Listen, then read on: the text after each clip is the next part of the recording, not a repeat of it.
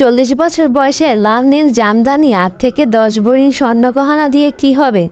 যদি না মনে শান্তি থাকে, তখন মেজদাওয়ালা মুখমণ্ডল লাল নীল জামদানি পরে, কানে গলায় গহনা পরে, মাথায় টিকলি দিয়ে হাঁটবো। তখন মেয়ের জামাই বলবে, কি ব্যাপার, তোমার মায়ের মাথায় সমস্যা হলো নাকি? ছেলের বউ বলবে, কি হলো, তোমার মার বুড়ো বয়সে বিঘ্নতি ধরেছে নাকি আমার সাথে কম্পিটিশনে নেমেছে?